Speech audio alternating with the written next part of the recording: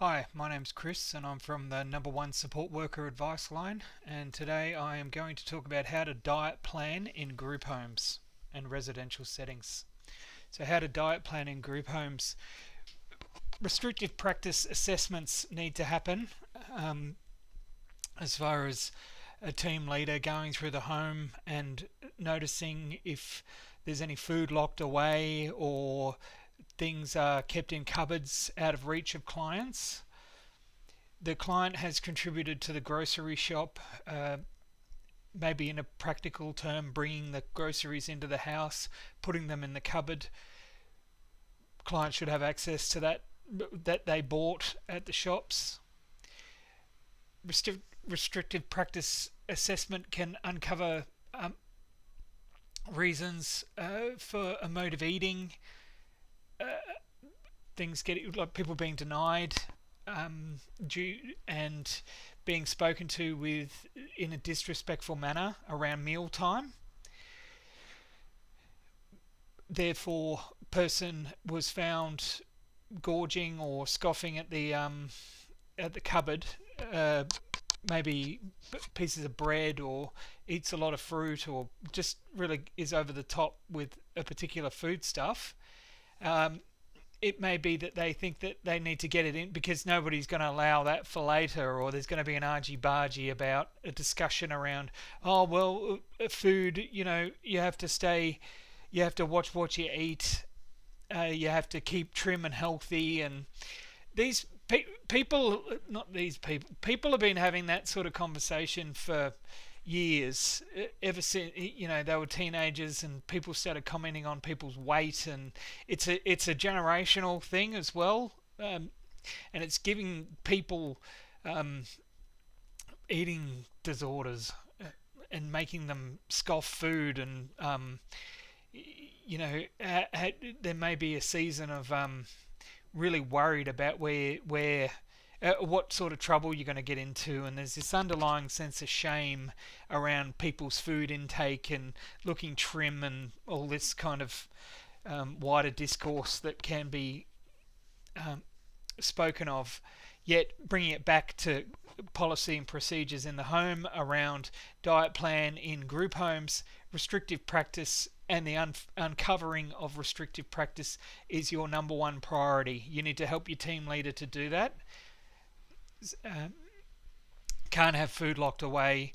There needs to be access for all on foodstuffs, including locked fridges, unless you're in a designated Prada Willy with behaviour management plans and risk assessments signed off on.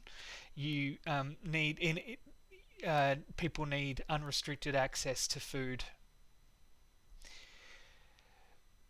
Be aware of pre-existing conditions when you're diet planning, such as diabetes or even pre-diabetes conditions. People may have certain allergies that we need to be mindful of, and that needs to permeate throughout the team. That's number one on your risk assessment at the end of your ISP anyway. Allergies and pre-existing conditions, you need to shop accordingly. Make sure that is highlighted on the menu list, or the pro forma menu list that you use. So one of the residents has this allergy.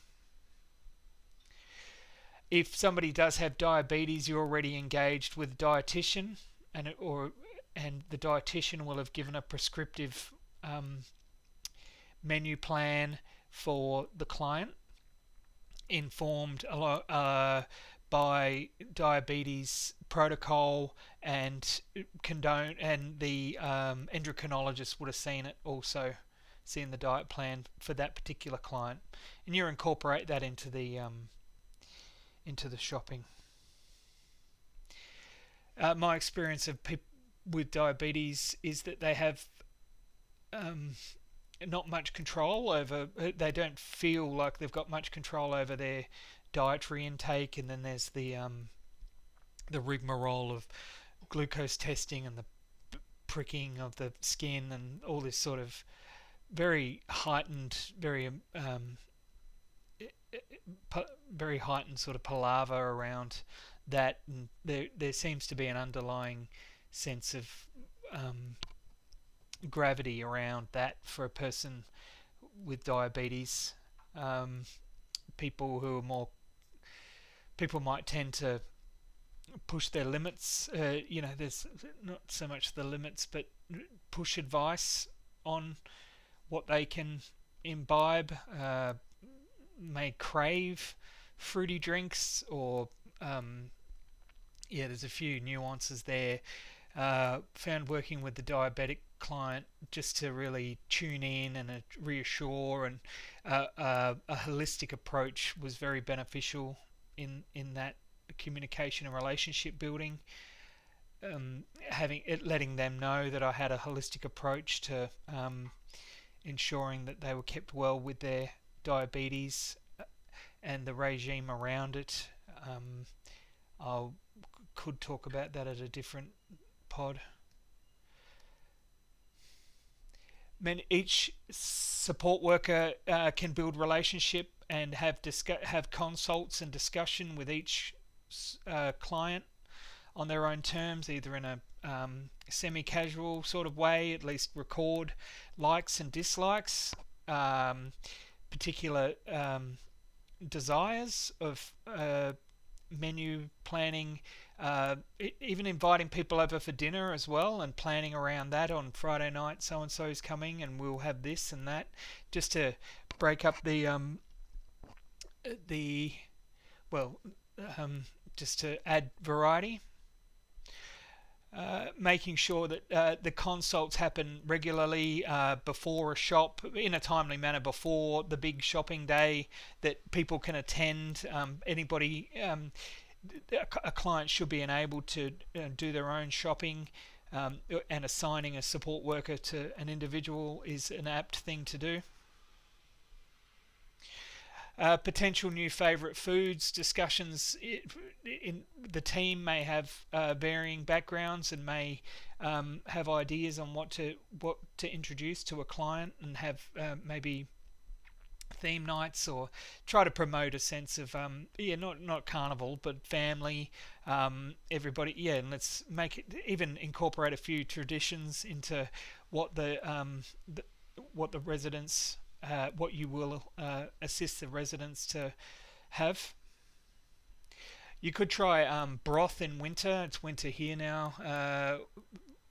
Or soup, salad, these sort of things can all be sort of introduced. Incorporating food like vegetables into meats and stews and patties and things like that are a good way to go.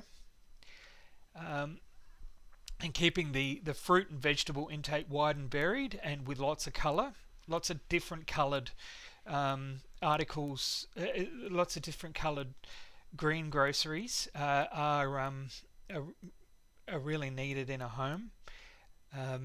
A bowl of fruit is a good luck sign, a good luck charm for food and prosperity in a home. Some clients might have a tendency to hoe into fruit that's readily available, and maybe overdo it a bit on that. We can talk to a person about no more than 3 pieces. What's recommended? We can talk about what's recommended for an adult of that person's size, and talk about the food groups, and the 2 pieces of fruit a day, the two cups of vegetables a day, whatever's sort of the convention. We can assist the client to get those sort of color, different textures and tastes into their diets. They may have a big aversion to a particular, like ginger or garlic or something, and that'd be highlighted on their individual support plans. We can menu plan once a week. Shopping days usually pretty regular, given the fund when the money's available, as dictated by your financial people. you can plan in-house on the menu plan consult and have an agreement. You can do it on an individual basis or do it separately. It's up to you. I do find it a little patronising, the sit around menu planning, but that's just me. Uh, it, it we can incorporate. Well, it's your day, or just try to mix it up a bit. Vegetarian. So if somebody's into vegetarian food, there's a lot of media online that you can access on YouTube or food shows, food channels of how to like on demand that can provide information on cooking vegetarian or any particular style. So watch those with the client. Get the client involved in how to contribute to making those things happen. Cooking shows are great to watch whilst cooking as well. You can facilitate those sort of opportunities in kitchens with an iPad or phone or on a stand or whatever. Yeah. Consult on the recipes. You can use recipe books. There's usually old recipe books around that can be used to consult with clients. Discuss at the team meeting any how the menu's going. If you've got any new ideas on how it could be on what somebody may want but isn't really voicing, or trying out new things. Yeah, advocating that there's too much of one thing week to week. All those sort of conversations can be had at team meetings and articulated in your team meeting notes for everyone to consider and speak up for. Yeah.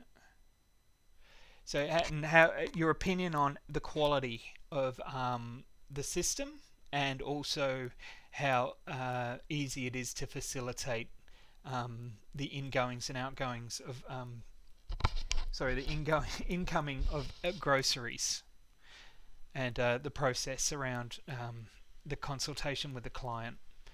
It's a very it's a huge part of the job, because food is an integral part of someone's home, and having things at hand and the creativity in that's generated by cooking for oneself, and the satisfaction and the sharing and the hospitality that can happen in somebody's home around fridge items and boiling some pasta. These create an opportunity to stay home and be together and build relationship and have respectful interactions. Yeah, so those accounts of people, who really go to town when they get to a cupboard and they're alone in a room. They might have like eating bread or cheese out of the cheese slices are one. I mentioned the fruit. Just sort of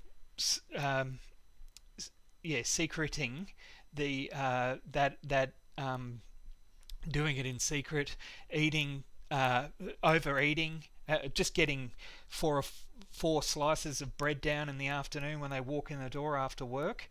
Over time, that's very detrimental to the person's overall health and weight gain. Bread really sits with people, and if you eat a lot of it, it can be very detrimental over because it's really high in everything. So it can be you can sort of turn around one day and it's still hanging there off a client's frame. Sorry, that's it's insidious. It sort of creeps up, that sort of secret eating. Yeah, especially with bread and cheeses, because it's usually just that that convenient go-to, and it's really detrimental, that all that too much of that one thing. Yeah. So when you notice people are doing that sort of behaviour, it's best to facilitate a respectful case conference around it, You could you can strategize to have um, that sort of your plan to have a long conversation about it over different times. So um, you step into it. Hey, I've noticed. I just want a quick word. Can you step in here? I've noticed that um, this was noticed by such and such, or I've noticed that you um, have a thing for eating bread, and I think we need to discuss it. So when's a good time for you? And then you make another time. So you've given the person an introduction to the conversation, and then you make a time to sit down and um, but already have in your mind that how to get out of it. So it'd be cutting back. You want to suggest to cut back on the food, and to for that to be, can we make an agreement that that's one done for a month? Can we just make an agreement that I'm aware and you're aware, and um, that we won't record just yet, but if after a month we still, you're still secreting food through, and you notice via depleting stocks, or the person's been noticed at the door again, that sort of thing. If that's how you notice, you want to be able to articulate that to the client, and yeah, but in the most respectful, sort of non-judgmental. We're not adding to the shame factor here.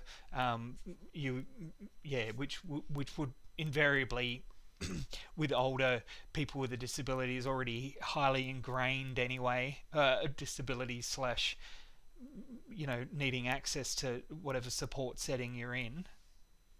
There's already a high level of shame around intake of food. They've had people commenting on that for years. Incorporate the clients into shopping visits. Make them happen. This is what's a good day for you to do the shopping. Let's go here. Let's go. Even staggering the shopping experience, so you don't have to go all at once. You can this client might want to go with this support worker on this day, and you get that off the list, and then you can stagger it. I found that that's a preferable way to do things, is get out of that rote sort of weekly scheduled thing that's easier for all of us, apparently, but hard work on one hand because it's not as fluid, and the client really doesn't have we're not with the client's rhythm on it. So shopping visits, clients need to be at the center of the shopping visit, because it's their stuff, and yeah, the more community exposure, the better. Pick your times. Try not to do it in a like a group. Just try to do it fluidly and sort of with ease. No junk food nights. Junk food nights are, in my mind, are terrible. Like a regular junk food night. I think in a healthy social system, there'll be enough instances for people to enjoy food such as fast food. When they'll come up every now and then, like a month or every couple of months, or however it works, and save your calorie building for then. That this regular sort of junk food night attached to an outing is a no-no from me. But you incorporate that with your client. Your client will be, if they're really into junk food anyway, they're getting that way too much anyway. Discuss. You can tie off with sweets, and a variety of sweets. Have them. Yeah, you can't. Why couldn't you buy a box of Turkish delight or something with the shopping? But incorporating, if you've got a diabetic living in the home, just finding something for them to enjoy as well at the same time, making a bit of occasion if you want. You can tie it off with those sort of treats every now and then, once or twice a week, maybe after dinner, like a after dinner mint, or I don't know how it works, chocolate, whatever.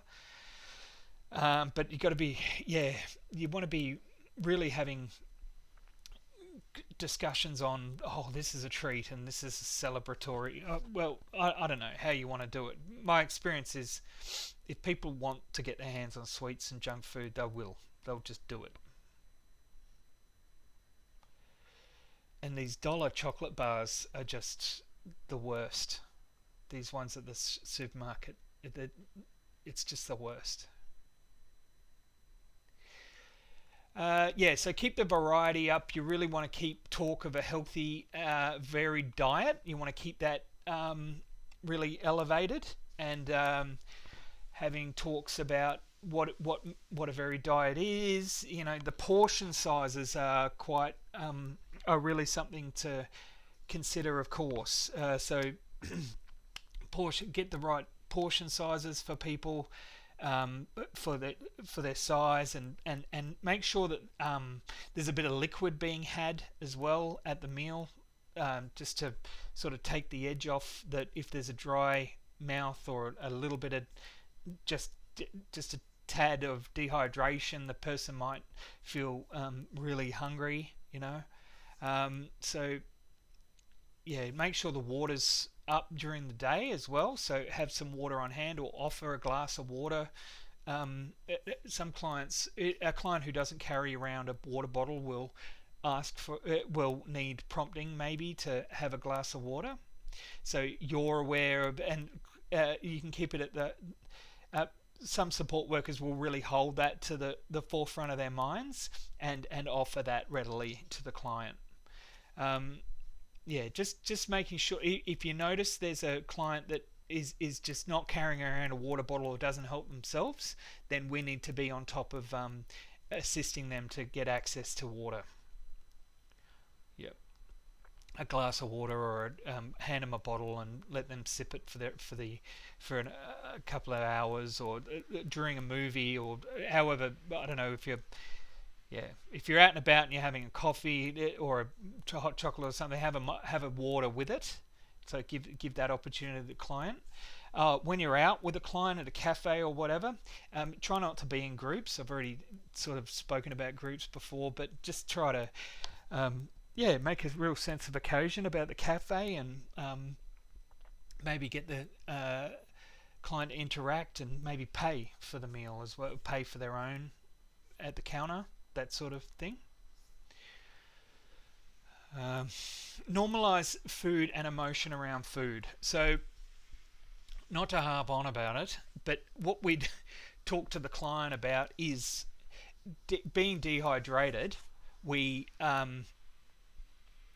think we're hungry, but in fact we might be thirsty. That's an idea to bring up with a client. Here, we want to drink because this is why you might feel a little hungry. Oh yeah, well I better get that into me, and then we'll consider the next move with that thing I was craving or whatever. Hopefully that comes up in discussion. But this and feeling, I might tell people that I've been working a lot harder today and I'm a bit tired. Well, I wouldn't say that, actually. Why can't we normalize it for the client to have a discussion like that? Because the client's at the center and they're permission to be tired, client. So we might say, when you're tired, you might feel hungry. And I hadn't thought of that. Or just, you sort of drum that messaging in around how one's feeling generally, parallel to that, are you hungry? So just sort of having those conversations, and so I'm tired, and I'm thinking this, I'm not actually saying it, but are you tired? Or sometimes I might find that I feel a little empty, and I feel like I need to fill it with some food, or my mouth will water when I smell a particular aroma out at a walking past a food shop or whatever. So you let them know that those are really normal sort of things, but we don't have to act on it like we think we do. We can create a bit of a gap, have some water, um, maybe have a nibble on something until we get to the big meal.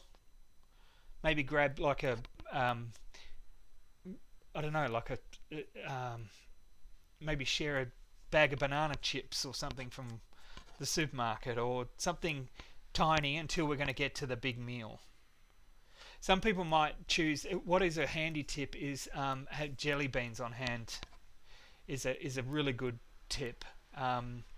Just some sort of bagged toffee or lolly that a support worker can carry around. Not to be over the top with it, but when you're out there and you're struggling, when the client's struggling out in a community setting and there's no food in sight for because of logistics, a couple of jelly beans may get them over the line. It's just a tip there. We can overdo it with our talking of food and all this parental sort of advice that we're giving, and it can be patronizing and it can be terrible, a terrible experience, triggering all sorts of shameful recollections and horrible interactions for the client. But yeah, let's try not to overdo it. A good healthy opinion on the system as a whole will have a direct impact on the client and how they see themselves, how they're consulted. So, how they are consulted will have a direct influence on how they see themselves within that system, and they will be happy and feel included, and they'll know what to expect, and know what not to expect, which is people telling them what to do. Anyway. Okay, so that's about me, and I'll leave you with that. Thanks so much. That was fun. Bye bye.